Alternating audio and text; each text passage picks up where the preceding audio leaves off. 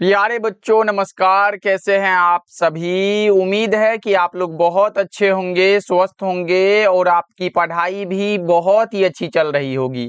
तो बच्चों आज का ये क्लास आपके लिए बहुत ही ज़्यादा इम्पोर्टेंट है, क्योंकि इस क्लास में हम लेके आए हैं आपके लिए क्लास 12th केमिस्ट्री का पूरे 70 मोस्ट इम्पोर्टेंट ऑब्जेक्टिव क्वेश्चन। और बच्चों इस क्लास से बहुत सारा प्रश्न आपके बोर्ड एग्जाम में देखने को मिलेगा, तो इस क्लास को बिल्कुल ध्यान से देखिएगा और आज के क्लास में दिए जाने वाले सभी प्रश्नों को एकदम अच्छे से याद भी करते चलिएगा। ओके जी, चलिए फिर क्लास को स्टार्ट करते हैं। सभी साथी हमारे साथ आंसर को जरूर लगाते चलिएगा। आंसर लगाने से ये सारा प्रश्न आपको क्लास में अच्छे से याद हो जाएगा। ओके, देखिए पहला नंबर सवाल आपके सामने दिया गया है, तो सभी बच्चे आंसर लगाना शुरू कर दो। निम्नलिखित में कौन फेरो चुंबकीय पदार्थ है। देखो फेरो चुंबकीय यानी कि आपसे लौह चुंबकीय पदार्थ पूछा गया है, तो सभी बच्चे लगा पा रहे हो कि सर लौह चुंबकीय पदार्थ तो एक ही है जिसका नाम है Fe3O4। क्या नाम है बच्चों। आयरन कौन सा होता है, हमारा आयरन ऑक्साइड होता है, जिसे हम लोग मैग्नेटाइट कहते हैं। आपको पता होगा ना, एग्जाम में पूछा जाता है कि मैग्नेटाइट का सूत्र क्या होता है, जो कि लोहा का एक अयस्क होता है। ऑप्शन नंबर बी आपका बिल्कुल ही करेक्ट हो जाएगा। ओके बच्चों ध्यान में रखिएगा। इसके अलावा भी आता है जैसे कि Fe2O3 आता है, ये भी लौह चुंबकीय होता है। CrO2 आता है, ये भी लौह चुंबकीय है। उसके बाद और भी आता है, तो ये सब इंपॉर्टेंट है, आप लोग याद रखिएगा। ओके चलो हाँ आगे बढ़ते हैं। जितना भी अलग से बताएंगे बच्चों वो अपने आप में एक क्वेश्चन होगा, इसलिए जितना अलग से बताएंगे वो सब भी आप लोग याद करते चलोगे। देखो निम्नलिखित में कौन सा गुण क्रिस्टलीय ठोस पदार्थ का नहीं है। बच्चों क्रिस्टलीय ठोस पदार्थ का जो गुण नहीं है वो आपको बताना है, तो कौन सा। विभिन्न दिशाओं में समान गुण ये अक्रिस्टलीय ठोस पदार्थ का गुण है, इसीलिए ऑप्शन नंबर ए आपका बिल्कुल ही करेक्ट हो जाएगा। क्रिस्टलीय ठोस पदार्थ क्या होता है, जिनकी निश्चित और नियमित ज्यामितीय आकृति होती है उसे हम लोग क्या कहते हैं बच्चों, क्रिस्टल कहते हैं। जैसे हो गया चीनी, हो गया तांबा, हो गया हीरा, हो गया ग्रेफाइट, हो गया, ये सब हमारा क्रिस्टलाइन सॉलिड का एग्जाम्पल है, तो ये सब आप याद रखोगे। ओके चलो नेक्स्ट बता दो बच्चों। पूछा जा रहा है मूल क्रिस्टल तंत्रों की संख्या कितनी होती है। मोस्ट रिपीटेड क्वेश्चन है, आपके एग्जाम में कई बार लगातार पूछे गए हैं, तो आपको बताना है कि मूल क्रिस्टल तंत्रों की संख्या कितनी होती है। ओके सभी बच्चे लगा पा रहे हो। सर अगर मूल क्रिस्टल तंत्र पूछे तो हम लोग 7 लगाते हैं, लेकिन अगर ब्रेविस जालक पूछे, क्या बच्चों इंपॉर्टेंट चीज मैं बता दे रहा हूं, अगर आपसे ब्रेविस जालक पूछे, ब्रेविस जालक अगर आपसे पूछ रहा है तो वो हमारा 14 हो जाता है, इंपॉर्टेंट है। और अगर घनाकार क्रिस्टल में ब्रेविस जालक पूछे तो आप 3 लगाओगे। ओके अच्छा सर ये बता देते कि मूल क्रिस्टल तंत्र 7 जो होते हैं वो कौन कौन होते हैं, ये बता दो। देखो याद रखना, ऐसे याद रख लो, हमारे साथ बोल लो। एक होता है ट्राई क्लिनिक, होता है monoclinic, orthorhombic, tetragonal, trigonal, hexagonal और क्यूबिक होता है। ये 7 प्रकार के होते हैं, तो आप लोग याद रखिएगा। चलो आगे बढ़ते हैं। अगला नंबर सवाल देखो, किसी क्रिस्टल के 2 समांतर तलों के मिलर निर्देशांक कैसे होते हैं बच्चों, समान होते हैं। ऑप्शन नंबर ए आपका बिल्कुल सही है। 2 नंबर में आ सकता है कि मिलर निर्देशांक आखिरकार होता क्या है, तो ये सब आप याद रखिएगा। चलो आगे बढ़ते हैं। NaCl क्रिस्टल की संरचना कैसी होती है। NaCl क्रिस्टल है बच्चों, देखो हमने क्या बताया था, सोडियम क्लोराइड रहे तो इसकी संरचना FCC में होती है। अगर आपके सामने सीजियम क्लोराइड रहे तो इसकी संरचना BCC में होती है। ये दोनों इंपॉर्टेंट है, आप क्या लगाओगे। NaCl है फेस सेंटर्ड होगा, यानी कि फलक केंद्रित होगा। ऑप्शन बी आपका बिल्कुल करेक्ट हो जाएगा। बच्चों अगर सीजियम क्लोराइड रहे तो आप याद रहे ये BCC लगाओगे, बॉडी सेंटर्ड लगाओगे, ये बात आपको याद रखना है। ओके सभी बच्चे आंसर लगा रहे हो ना, हम पूछेंगे लास्ट में आंसर लगाना है, कितना सही कर पाए हो और कितना आपको याद हुआ है ये लास्ट में पूछेंगे। इसीलिए सभी साथी पूरे ध्यान को केंद्रित करो और ये पूरे ध्यान को क्लास पे लगाओ। लगाओ। ओके जी, चलो नेक्स्ट बता दो। 6 नंबर सवाल है, रवादार ठोस कौन सा है? रवादार मतलब क्रिस्टल। देखो हीरा हो सकता है, यही तो रवादार है। कांच और रबर क्या है? ये बेरवादार है। बेरवादार कहने का अर्थ है अक्रिस्टलीय ठोस, जिसे हम लोग एमरफस सॉलिड कहते हैं, पता है ना साथी। चलो नेक्स्ट बता दो आप लोग। 7 नंबर सवाल है, अगर आप लोग क्लास को लाइक करते चलोगे तो फिर हमारा भी एनर्जी उसी प्रकार से बना रहेगा जिस प्रकार से स्टार्ट हुआ है। तो बच्चों एक बार जितने भी बच्चे देख रहे हो सभी बच्चे क्लास को लाइक जरूर कर लीजिएगा। ओके जल्दी से एक बार करो, हम देख रहे हैं। हाँ कर दिए, जल्दी से फटाफट से कर दो, फिर क्लास भी करना है ना। देखो निम्नलिखित में कौन सा ऑक्साइड है जो लौह चुंबकीय है? आप इस भैया को पसंद करते हो, इस भैया के क्लास को पसंद करते हो, तो फिर लाइक करना भूल जाते हो आप लोग, जल्दी से कर दो। देखो निम्नलिखित में कौन सा ऑक्साइड है जो लौह चुंबकत्व को प्रदर्शित करेगा? तो हमने ऊपर भी बताया था जो कि CrO2 होता था। क्या हुआ था बच्चों? CrO2 हुआ था। ऑप्शन नंबर ए करेक्ट हो जाएगा। बेस्ट जो होगा वो ऑप्शन ए हो जाएगा। ओके चलो हाँ, अगला नंबर सवाल जल्दी से बता दो, एग्जाम में पूछा गया था ऊपर वाला प्रश्न। देखो घनाकार क्रिस्टल में ये हमने भी बता चुका है। अगर बच्चों क्या पूछेगा, अगर आपसे ये पूछ दे कि मूल क्रिस्टल बच्चों तो कितना होता है? 7 होता है। अगर आपसे ब्रेविस जालक बच्चों इंपॉर्टेंट है, ब्रेविस जालक अगर आपसे पूछ रहा है इसका मतलब 14 होगा। और अगर घनाकार क्रिस्टल में ब्रेविस जालक पूछ रहा है इसका मतलब 3 होगा। ऑप्शन ये आपका बिल्कुल करेक्ट हो जाएगा। ओके पूरे 70 ऑब्जेक्टिव को कवर करेंगे, इसलिए टाइम बहुत कम वेस्ट करना है और सारे प्रश्नों को कवर करना है। देखो ये रहा बीसीसी इकाई सेल में मुक्त खाली जगह का प्रतिशत कितना होता है? मोस्ट इंपॉर्टेंट क्वेश्चन है। देखो इसी प्रकार से आपसे ये एससी पूछेगा, इसी प्रकार से एफसीसी पूछेगा, बीसीसी में पूछता है, तो ऐसे इसका क्वेश्चन हम बना दिए हैं, नीचे मिल जाएगा, तो आप लोग घबराओ नहीं। देखो बीसीसी में अगर खाली जगह पूछ रहा है, इसमें भरा हुआ 68 होता है, तो 100 में से 68 घटा दो, मतलब 32% जो होगा इसका खाली होता है। ये भरा हुआ कितना होता है बच्चों? 68% इसमें भरा होता है, यानी कि खाली 32% हो जाएगा। ओके इसी प्रकार से एफसीसी की बात करें तो 74% इसमें भरा हुआ होता है, और 100 में से अगर 74 को घटाओगे तो कितना बचेगा? ये अगर घटा पा रहे हो तो आपका 26% क्या होगा भाग, ये खाली बच जाता है। ओके तो आप याद रखना, इसमें 52 और ये 48 का होता है। चलो अगला नंबर सवाल का जवाब जल्दी से बता दो। निम्नलिखित में किस प्रकार के दोष के कारण क्रिस्टल का घनत्व अपरिवर्तित यानी कि कोई बदलाव नहीं होता है? हमने ये बात बता चुका है। अगर शॉर्टकी हो, शॉर्टकी मतलब शॉर्ट होना, शॉर्टकी दोष के कारण ठोस का घनत्व घट जाता है, यानी कि बच्चों फ्रैंकल हो जाएगा, क्योंकि यहाँ पे तो अपरिवर्तित है, कोई बदलता नहीं है, मतलब यहाँ पे फ्रैंकल डिफेक्ट होगा। शॉर्टकी दोष के कारण क्या होगा? क्रिस्टल का घनत्व क्या होता है बच्चों? घटता है, कम आती है। ओके बच्चों चलो नेक्स्ट बता दो आप लोग, क्या होगा फटाफट से लगा दो। शॉर्टकी दोष के कारण, लो भैया हमने बताया है, ये इंपॉर्टेंट क्वेश्चन है और आप बता दो शॉर्टकी दोष के कारण ठोस का घनत्व क्या होता है? शॉर्टकी दोष के कारण ठोस का घनत्व घट जाता है। ऑप्शन नंबर बी, यानी कि क्रिस्टल जालक से बच्चों कोई एक कण बाहर निकल जाते हैं, मतलब वहां से गायब हो जाते हैं, घट जाते हैं। ओके और फ्रैंकल में वो क्रिस्टल जालक में ही एक जगह से दूसरे जगह निकल के फंस जाते हैं, तो वो फ्रैंकल डिफेक्ट होता है।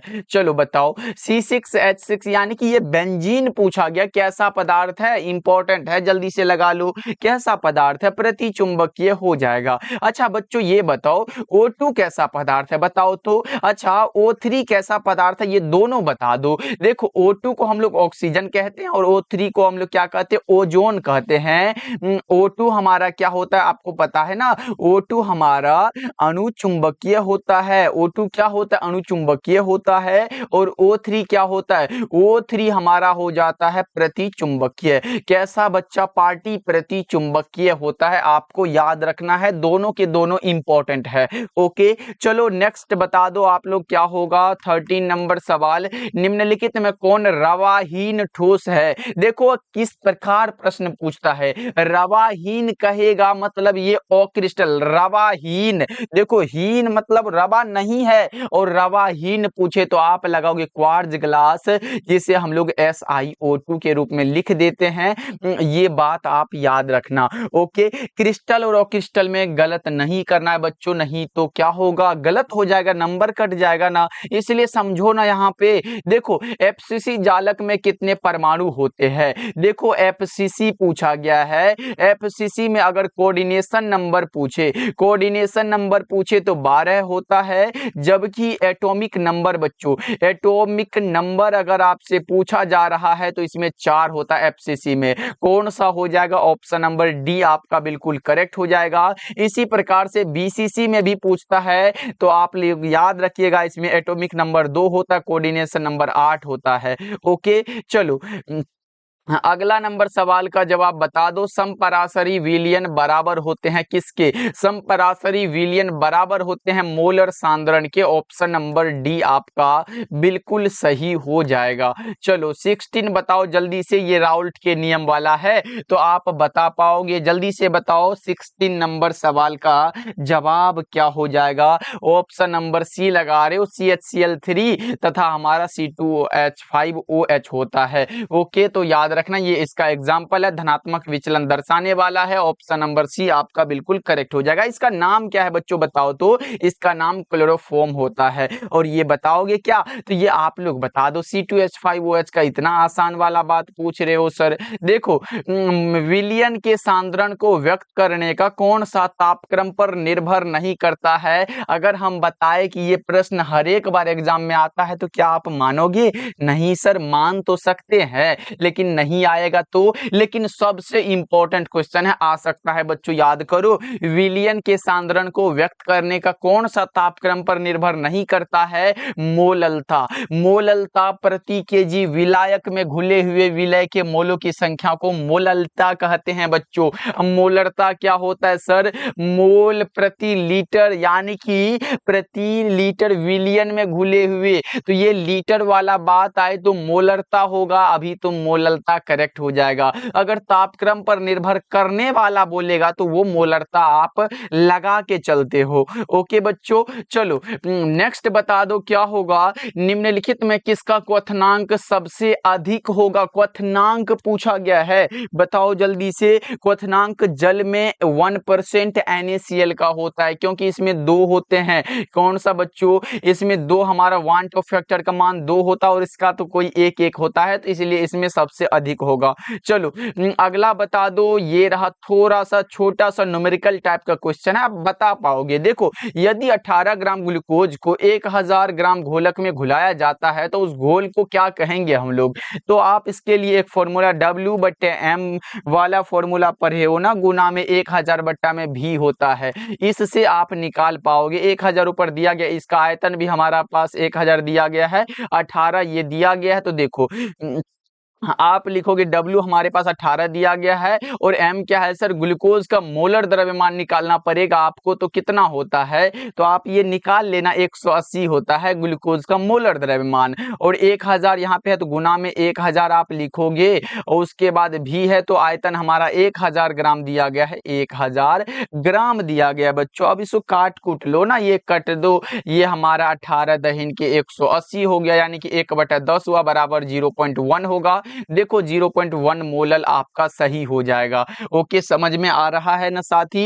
एक बार क्लास को लाइक करते चलो आप लोग, बड़ा मजा आ जाएगा। देखो परासरण दाब निम्नलिखित में से किस समीकरण द्वारा व्यक्त होते हैं। परासरण दाब के बारे में पढ़े हो ना, P बराबर, ऐसे हमारा पाई बराबर nRT होता है। क्या होता है सर, पाई बराबर nRT होता है ऐसे करके, लेकिन P बराबर CRT दिया तो ये भी कोई गलत नहीं है, ऑप्शन ए आप लगा सकते हो। चलो नेक्स्ट बताओ जल्दी से, 21 नंबर सवाल है। अर्धपारगम में झिल्ली से परासरण क्रिया में निकल पाते हैं विलायक के अणु, विलायक के कण निकल पाते हैं।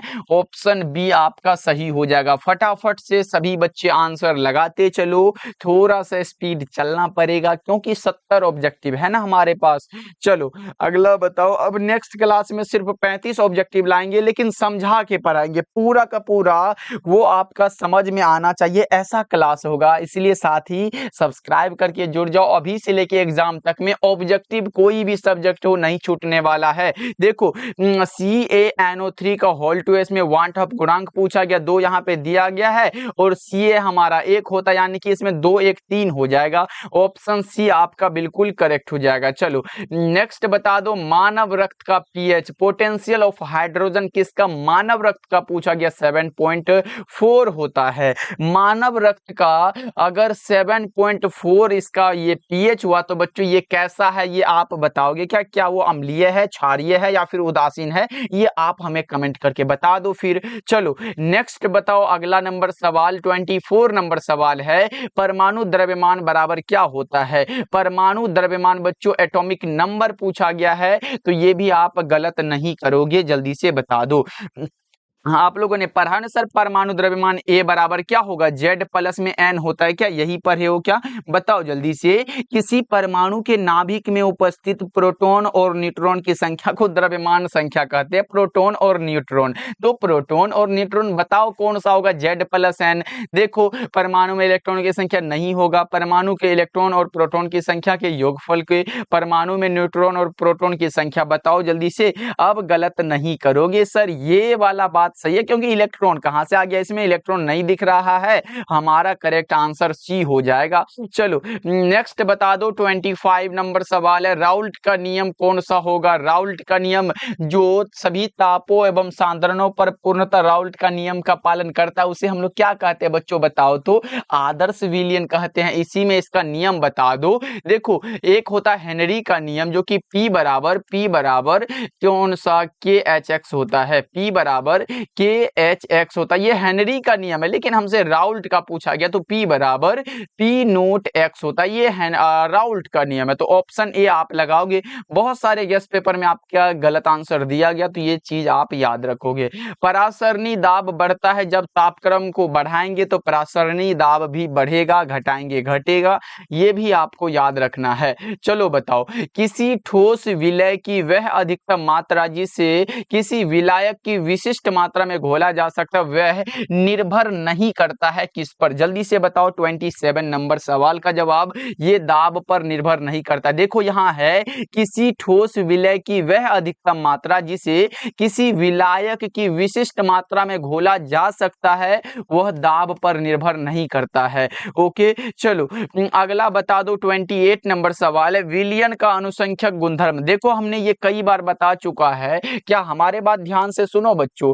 विलयन का अनुसंख्यक गुणधर्म वह है जो विलयन में उपस्थित विलय के कणों की संख्या पर निर्भर, मेन लाइन देखो, विलय के कणों की संख्या पर निर्भर करता है। तो विलय के कणों की संख्या खोजो ना, विलय के कणों की संख्या यहाँ पे है, ये संख्या पर निर्भर करेगा, ये सब प्रकृति है बच्चों, नहीं। ऑप्शन बी आप लगाओगे, विलयन में उपस्थित विलय के कणों की संख्या पर ये डिपेंड करता है, यानी कि आपका सही आंसर ऑप्शन बी हो जाएगा।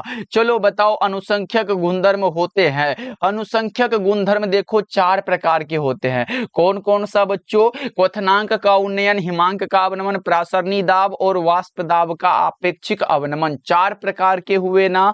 ऑप्शन आप सी लगाओगे, 29 का आप सी लगा के चलते हो। चलो आगे बढ़ते हैं, ये रहा HCl और H2O के स्थिर क्वाथी मिश्रण में क्या होगा, इसमें हमारा 20.2% क्या होता है, HCl होता है। क्या लगाओगे? 30 नंबर सवाल का जवाब ऑप्शन डी आप लगाओगे। चलो नेक्स्ट बता दो क्या होगा, वैसा घोल इंपॉर्टेंट है बच्चों, वैसा घोल जो एक निश्चित ताप पर संयोजन में बिना किसी प्रकार के उबलता है, उसे हम लोग एजियोट्रॉपिक मिश्रण कहते हैं। 2 नंबर में भी आ सकता है कि बताओ एजियोट्रॉपिक मिश्रण किसे कहते हैं, तो बस इतना लिख देना, वैसा घोल जो एक निश्चित ताप पर संयोजन में बिना किसी प्रकार के परिवर्तन के उबलता है, उसे हम लोग एजियोट्रॉपिक मिश्रण कहते हैं। देखो आयनीकरण का सिद्धांत किसने दिया था? आ से आर्हेनियस, याद रखोगे क्या आप लोग बताओ तो? आ से आर्हेनियस आप याद रख लो, हो जाएगा। ओके अच्छा, उत्प्रेरक शब्द किसने दिया है बताओ तो।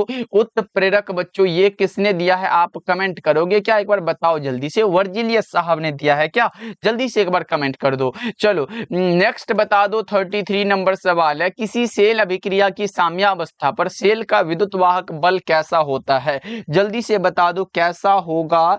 आपको भी पता है सर ये हमारा शून्य होता है, जल्दी से याद रख लो। चलो नेक्स्ट बता दो, फैराडे का विद्युत विच्छेदन का द्वितीय नियम किससे संबंधित है। इससे पहले आप ये बताओ प्रथम नियम किससे संबंधित है, तो प्रथम नियम विद्युत धारा की मात्रा से संबंधित है, जबकि द्वितीय नियम विद्युत अपघट्य के समतुल्य भार से संबंधित है। दोनों को याद रख लो आप लोग। चलो नेक्स्ट बता दो, फैराडे का प्रथम नियम कौन सा है। यहाँ पे प्रथम नियम आपसे पूछा गया है, आप बता पा रहे हो कि हमारा m बराबर ZCT होता है, m बराबर ZCT होता है। और दूसरा क्या होता है जल्दी से बता दो, दूसरा वाला बात जल्दी से आप हमें बता पाओगे कौन सा, Z1 बाई Z2 होता है, बराबर में M1 बटा में M2 होता है। उसके बाद बराबर में कौन सा, E1 बटा में E2 होता है। तो बच्चों m बराबर ZCT या फिर इसे ECT लिख दिया है, कोई बात नहीं, ऑप्शन बी लगाओ, इससे मिला जुला होना चाहिए।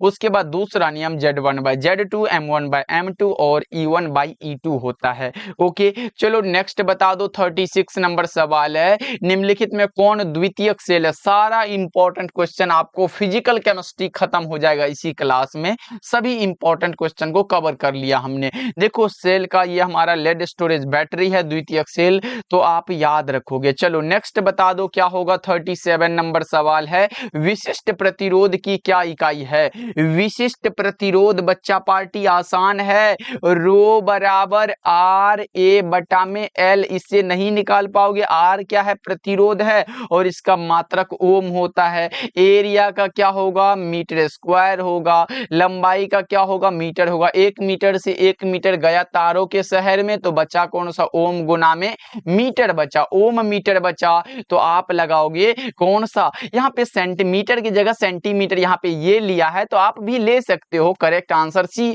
जैसे एरिया का हम सेंटीमीटर लिखते, फिर नीचे में लंबाई का भी सेंटीमीटर लिखते, ये हमारा 1 से 1 कट जाता तो यहाँ पे सेंटीमीटर बच जाता, इसी प्रकार से ये लिया है, कोई दिक्कत नहीं है। चलो नेक्स्ट बता दो आप लोग क्या होगा, 38 नंबर सवाल है, सेल जिसमें रासायनिक ऊर्जा विद्युत ऊर्जा में बदल जाती है उसे हम लोग क्या कहते हैं। ऐसा सेल जिसमें हम लोग रासायनिक ऊर्जा को किसमें, विद्युत ऊर्जा में बदल लेते हैं, उसे हम लोग क्या कहेंगे, उसे हम लोग कहते हैं गैल्वेनिक सेल। और इसी बात को हम लोग वोल्टाइक सेल कहते हैं। क्या कहते हैं बच्चों, वोल्टाइक सेल भी कहते हैं, तो ये भी आप याद रखोगे। चलो 39 बता दो, हाइड्रोजन ऑक्सीजन सेल निम्नलिखित में किस तरह का सेल है। हाइड्रोजन ऑक्सीजन सेल यह एक प्रकार का ईंधन सेल का उदाहरण है। हाइड्रोजन ऑक्सीजन सेल बच्चों एक प्रकार के ईंधन सेल का उदाहरण है, ऑप्शन सी आपका करेक्ट हो जाएगा। ओके चलो देखो, किसी चालकत्व सेल का सेल स्थिरांक क्या होता है, ये बताओ जल्दी से, जल्दी से बता दो, किसी चालकत्व सेल का सेल स्थिरांक क्या होता है। आप हमें बताओगे L बटा में A होगा क्या, एक बार जल्दी से 40 नंबर सवाल का जवाब बताओ। L बटा में A होता है, ऑप्शन नंबर A आपका बिल्कुल करेक्ट हो जाएगा। चलो आगे बढ़ते हैं, ये रहा प्रश्न आपके सामने, जब अभिक्रिया में धनात्मक उत्प्रेरक का प्रयोग किया जाता है तो सक्रियण ऊर्जा क्या होगा। अगर धनात्मक उत्प्रेरक का उपयोग होता है तो घटेगा बच्चों, ऋणात्मक का होगा तो बढ़ेगा। ओके चलो नेक्स्ट बताओ, 42 नंबर सवाल है, ये रहा, भाग काय रहे हो भाई। ये देखो, अभिक्रिया के पश्चात उत्प्रेरक की मात्रा क्या होती है। अभिक्रिया खत्म भाई, अपरिवर्तित रहेगा। अभिक्रिया के पश्चात उत्प्रेरक की मात्रा अपरिवर्तित रहती है, कोई चेंजेस नहीं होता है। चलो वह अभिक्रिया जिसमें दो अभिकारक भाग लेकर उत्पाद बनाते हैं क्या कहलाती है। जल्दी से बताओ, वह अभिक्रिया जिसमें दो अभिकारक भाग लेकर उत्पाद बनाते हैं वो क्या कहलाएंगी। होगी, आप भी बताओगे कि सर ये हमारा द्विअणुक है, 3 भाग लेगी त्रिअणुक होगी। उसके बाद 4 मत कहना, क्योंकि ये हमारा अभिक्रिया की अणुकता का मान जो है अधिकतम 3 ही हो सकता है। ओके, चलो अगला नंबर सवाल का जवाब बताओ। शून्य कोटि की अभिक्रिया के लिए वेग स्थिरांक की इकाई क्या है? शून्य कोटि है, बस याद रहो, mole litre inverse second inverse, ये हमारा शून्य कोटि है। उसके बाद द्वितीय कोटि मोल इनवर्स, आप याद रखो, ये होता है mole inverse litre second inverse, ये द्वितीय कोटि है। और प्रथम के लिए सेकेंड इनवर्स होता है। देखो प्रथम क्या है, इंपॉर्टेंट है, प्रथम के लिए सेकेंड इनवर्स होगा, द्वितीय के लिए mole inverse litre second inverse, शून्य के लिए mole litre inverse second inverse होगा। ओके, तो अभी का करेक्ट क्या लगाओगे, क्या लगाओगे? Mole litre inverse second inverse, option D आपका सही हो जाएगा। चलो अगला बताओ, 45 नंबर सवाल है। किसी पदार्थ की अभिक्रिया की दर निर्भर करती है सक्रिय मात्रा पर, सक्रिय द्रव्यमान पर, ये आपको भी याद रखना है। 45 का आपका डी हो जाएगा। चलो नेक्स्ट बता दो, किसी रासायनिक अभिक्रिया का वेग स्थिरांक निम्नलिखित में किस पर निर्भर करता है? किसी भी रासायनिक अभिक्रिया का वेग स्थिरांक बच्चों किस पर निर्भर करेगा? ये टेम्परेचर पर निर्भर करता है, तापक्रम पर निर्भर करता है। चलो, किस कोटि की अभिक्रिया के लिए, लो इंपॉर्टेंट है बच्चों, अगर वेग तथा वेग स्थिरांक की इकाई समान पूछे तो वो हमारा शून्य कोटि की अभिक्रिया हो जाता है। कौन सा कोटि? शून्य कोटि के लिए। ओके, क्योंकि वेग स्थिरांक में शून्य कोटि के लिए दोनों समान होता है। अगर प्रथम रहे तो पावर उस पे 1 होगा, तभी तो प्रथम होगा, तो वो अलग अलग होता है। देखो किसी भी अभिक्रिया में उत्प्रेरक का कार्य क्या है? जिस प्रकार से बच्चों अगर आप पढ़ाई ना करो तो आपके घर में फैमिली है ना, वो चाहे माता हो पिता हो, तो उसके डर से आप पढ़ाई करते हो, तो वो आपके लिए उत्प्रेरक है। जैसे घर में है पापा, तो वो घर से गए तो वो हमारा क्या होगा, वो चले गए तो फिर उत्प्रेरक खत्म हो गया। फिर है तो वो हमारा उत्प्रेरक का कार्य करेगा, नहीं पढ़ोगे तो फिर लाठी लगेगा। तो इसी प्रकार से उत्प्रेरक होता है, अभिक्रिया के वेग को बढ़ाएगा और घटाएगा। याद रहे, ऑप्शन सी आपका बिल्कुल करेक्ट हो जाएगा 48 का। ओके, चलो आगे बढ़ते हैं। अगला नंबर सवाल का जवाब बताओ, आपके अंदर भी उत्प्रेरक कार्य कर रहा है। देखो दूध क्या है, दूध क्या है बच्चों, जल्दी से बताओ। ऐसे ये पायस का एग्जाम्पल है, और दूध जो है ये हमारा जल में परिक्षेपित वसा है, यानी कि 49 का ए आपका करेक्ट हो जाएगा। चलो 50 नंबर सवाल का जवाब आप बताओगे क्या? ये आसान सा प्रश्न है, बता दो क्या होगा। लायोफिलिक कोलाइड कौन सा गम होता है? वो जिंदगी वाला गम नहीं है, ये गोंद है। ऐसे गोंद लिखा हुआ मिलेगा एग्जाम में, या फिर गम भी लिख देता है तो आपको लगाना पड़ेगा, क्योंकि गम मतलब गोंद होता है। चलो ये रहा प्रश्न आपके सामने, बताओ ये रहा, निम्नलिखित में से किस विधि के द्वारा कोलाइडी विलयन का शोधन किया जाता है? कोलाइडी विलयन का शोधन के लिए कौन सा होता है? अपोहन होता है, डायलिसिस होता है। चलो अगला नंबर सवाल बताओ, रासायनिक अधिशोषण कैसी अभिक्रिया है बच्चों? रासायनिक अधिशोषण कैसी अभिक्रिया? अनुत्क्रमणीय होता है, जबकि भौतिक अधिशोषण उत्क्रमणीय होता है। दोनों आप याद रख लो। अच्छा चलो नेक्स्ट बता दो, निम्न में से किसमें टिंडल प्रभाव नहीं पाया जाता? जिसमें टिंडल प्रभाव नहीं पाया जाएगा वो आप हमें बताओ एक बार जल्दी से। चीनी के घोल में टिंडल प्रभाव नहीं पाया जाता है। ओके, चलो नेक्स्ट बताओ जल्दी से क्या होगा। ये रहा, दूध एक उदाहरण है। ऊपर हमने बताया था कि ये पायस का उदाहरण है। कभी कभी इसको इमल्सन लिख देता है अंग्रेजी में, देखो इमल्सन लिखा हुआ है तो हिंदी में भी इमल्सन लिख देता है, बच्चा घबरा जाता है, याद रहे आपको।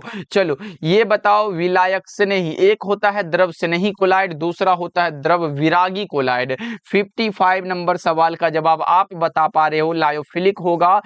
ऑप्शन नंबर ए बिल्कुल करेक्ट हो जाएगा। चलो 56 बताओ जल्दी से, निम्नलिखित में कौन सा कोलाइडी घोल नहीं है? कोलाइडी घोल जो नहीं है वो बताओ। 56 नंबर सवाल का जवाब आप बता के चलते हो सर, जल जो है कोई कोलाइडी घोल नहीं है। चलो 57 बताओ, अपमार्जक को क्या कहा जाता है? पृष्ठ सक्रियण कहा जाता है। अपमार्जक को पृष्ठ सक्रियण कहा जाता है। ऑप्शन नंबर ए आपका बिल्कुल करेक्ट हो जाएगा। चलो नेक्स्ट नेक्स्ट बता दो, रक्त पर कैसा आवेश पाया जाता है? रक्त पर बच्चों इंपॉर्टेंट है, रक्त पर ऋणात्मक आवेश होता है क्या? रक्त पर ऋणात्मक आवेश है, ऑप्शन नंबर बी आपका भी सही हो जाएगा। चलो नेक्स्ट बता दो, निम्नलिखित में कौन ठोस ठोस समुदाय है? ये भी आराम से बता पाओगे, संश्लेषित जेम वाला ठोस ठोस समुदाय का होता है, ऑप्शन सी आपका बिल्कुल करेक्ट है, 59 का याद है। चलो नेक्स्ट बता दो, 60 नंबर सवाल है, बहुत ही कम प्रश्न, 10 प्रश्न और बचा हुआ है। बताओ x बाई एम तथा p के मध्य वक्र क्या कहलाता है? ये अधिशोषण समतापी वक्र कहलाता है। क्या कहलाता है? अधिशोषण समतापी वक्र कहलाता है। ऐसे करके होता है ना बच्चा पार्टी, तो बताओ जल्दी, इसी x बटा में m होता है और ये p के मध्य वक्र अधिशोषण समतापी होता है। चलो नेक्स्ट बता दो आप लोग क्या होगा, प्रश्न बताओ भौतिक अधिशोषण की क्रिया कैसी होती है? कक्ष ताप पर, रूम टेम्परेचर पर ये हो जाता है। चलो फटाफट से बता पाओगे क्या? स्टार्च के जल अपघटन में निम्नलिखित में से किस एंजाइम का उपयोग होता है? स्टार्च के जल अपघटन में बच्चों डायस्टेज का उपयोग होगा, ऑप्शन नंबर डी आपका करेक्ट आंसर है। चलो नेक्स्ट बताओ, जल्दी से बताओ, कोलाइडी कणों का आकार निम्नलिखित में किनके बीच में होता है? कोलाइडी कण का जो आकार होगा वो हमारा 1 नैनोमीटर से बच्चों कितना, 1000 नैनोमीटर के बीच होता है। तो अब बता पाओगे क्या कौन सा हो जाएगा? फटाफट से आप जल्दी से बता दो, 10 पर पावर -5 से 10 पर पावर -7 के होगा बीच, ऑप्शन नंबर सी करेक्ट है। चलो बताओ, ये रहा एंजाइम का मुख्य अवयव कौन सा होता है? एंजाइम का मुख्य अवयव प्रोटीन, हार्मोन, वसा या फिर कार्बोहाइड्रेट? ये हो जाता है प्रोटीन, ऑप्शन ए सही है। चलो नेक्स्ट बता दो, 65 है, शीत कक्ष प्रक्रम में प्रयुक्त उत्प्रेरक कौन सा? N2O होगा। शीत कक्ष प्रक्रम में प्रयुक्त उत्प्रेरक N2O करेक्ट हो जाएगा। चलो 66 नंबर सवाल देखते हैं, प्रश्न है आपके सामने, आयनिक क्रिस्टल का उदाहरण बच्चों इंपॉर्टेंट है, लगा लो जल्दी से बताओ। आयनिक क्रिस्टल का उदाहरण हीरा तो नहीं होगा, हीरा हमारा कौन सा होगा? सहसंयोजक का उदाहरण है।